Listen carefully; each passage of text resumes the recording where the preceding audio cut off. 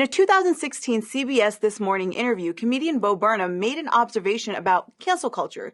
He said that while the pendulum seems to be swinging in some extreme ways, it will self-correct, as it always has, and land somewhere sustainable. For me, it's an overcorrection for a serious problem like bigotry and racism. And yeah, they've swung the other way. And yeah, they're a little irony deaf, but I'll take like an irony deaf, tolerant crowd over a racist crowd that really understands the workings of comedy and irony.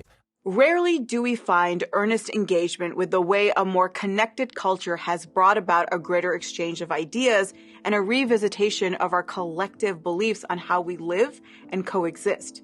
We're arguably overall more perceptive and open to re-examining injustices. Take, for example, the public response to the killing of George Floyd and the reckoning with sexual assault and harassment of women in the workplace.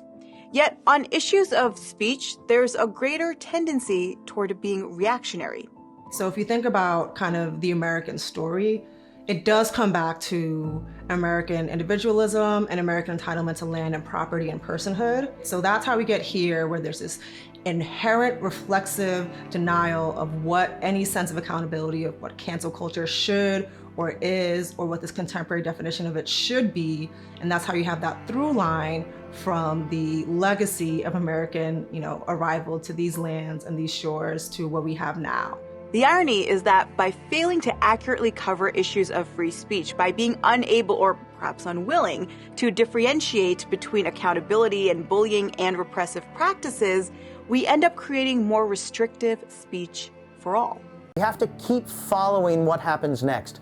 Who actually loses their job? Who gets a strongly worded letter of reprimand, or maybe has to stop teaching a particular class for one semester, but nothing really changes? Who keeps their newspaper columns? And who experiences long-term consequences for rocking the boat?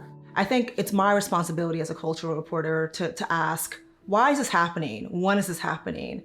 Why are we embracing this term and letting other people dictate to us this shift? We have our own level of power here as people who work on detailing and archiving our own snapshot of history.